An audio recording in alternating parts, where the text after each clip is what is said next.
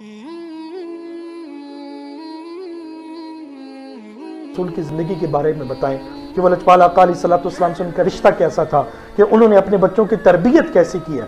آج میں یہ سمجھتا ہوں ہماری قوم کی بیٹی کو یہ پیغام ڈیلیور کرنا چاہیے کہ ہم نے ملالہ یوسفزئی کو کاپی نہیں کرنا، ہم نے اگر سیرت کو دیکھنا ہے سیدہ فاطمہ کائنات، سیدہ طیبہ اکملہ صادقہ سیدہ فاطمہ زہرا رضی اللہ تعالیٰ عنہ کی سیرت کو دیکھنا ہے۔ اگر ہماری آئیڈیل کوئی ہیں تو لجپال آقا علیہ السلام کی وہ لخت جگر ہیں۔ آج وہ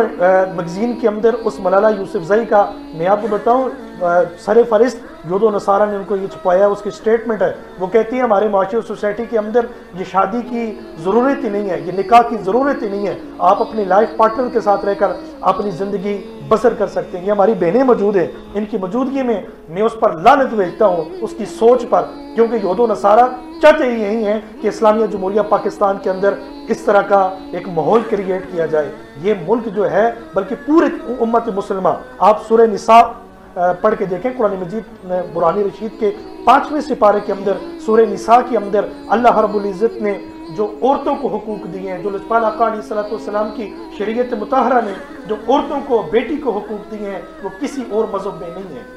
لجپال آقا علیہ السلام نے بیٹی کے سر پہ دوپٹہ ڈالا۔ آج سے 1400 سال قبل کیا ہوتا تھا کہ بچی کو زندہ درگور کر دیا جاتا تھا۔ لجپال آقا علیہ السلام نے شاہ فرمایا بیٹی بیٹی ہے، چاہے کافر کی ہو چاہے مسلم کی ہو۔ آج میں یہ سمجھتا ہوں کہ اس وقت سٹینڈ لینے کی بات ہے۔ یہ آپ شاہ صاحب تصور کریں آپ کس طرح کی ان کی سوچو ملالہ یوسفزئی، وہ کہتی ہے اس کی آپ بک کا مطالعہ کریں، آئی ایم ملالہ جو اس کی بک ہے، وہ یہ کہتی ہے کہ میں next prime minister of Pakistan,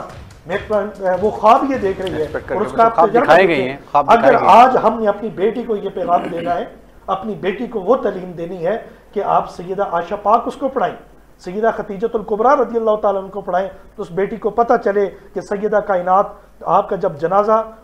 اٹھا تو آپ کی وصیت میں کیا تھا۔ آپ نے اپنے شہزادگان کو اور مولا علی مشکل کشا کو یہ وصیت کی کہ میرا جنازہ رات کے اندھیرے میں اٹھانا کسی غیر محرم کی نظر میرے جنازے پہ بھی نہ پڑے۔ تو ملالہ یوسفزئی جیسی سوچ کو ہم کرٹیسائز کریں گے اور ڈنکی کی چوٹ پہ کریں گے اور ان کو یہ بتانا چاہتے ہیں ان کی یہ سوچ اس پاکستان میں نہیں چل سکتی۔ یہ بیٹی ان کی آئیڈیل جو ہے سیدہ پاک ہیں، ان کی بیٹی ان کی جو سوچ ہے حضرت خدیجۃ الکبریٰ رضی اللہ تعالیٰ عنہ ہے۔ تو ہمیں یہ سوچنا چاہیے کہ مغرب جو ہے وہ جان بوجھ کے ایسی باتیں کرا رہے ہیں ان سے، ایسے ہی تو ان کو نوبل آہستہ آہستہ ہمیں اس کی عادت ڈالی جا رہی ہے۔ 30 سیکنڈ مجھے دے دیں، صرف 30 سیکنڈ دے دیں، میرے اندر ایک دکھ ہے، یہ میری بہنیں یہ بھی میرے ساتھ ایگری کریں گی۔ ملالہ یوسفزئی جو ہیں انہوں نے یہ کیسے کہہ دیا کہ آپ لائف پارٹنر آپ پارٹنر کے ساتھ رہ کے اپنی زندگی بسر کر سکتے ہیں، ایسے ہی اسے نوبل انعام نہیں دیا گیا، ایسے ہی اس کو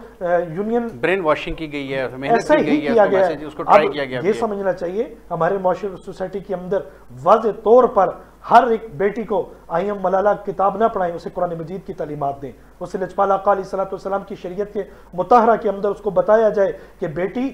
تیرے اندر حیا ہے۔ سورہ نساء کے اندر اللہ رب العزت نے جو تجھے عزت، جو تجھے مرتبہ، جو تجھے مقام دیا ہے وہ کسی اور مذہب میں نہیں۔ واہ واہ، زبردست، بہت اچھے بڑے خوبصورت انداز سے آپ نے اس حوالے سے بتایا کہ شرعی طور پر ہمیں تربیت کیسے کرنی ہے بچوں کی اور ہماری ذمہ داری کیا بنتی ہے، والدین کی ذمہ داری کیا بنتی ہے،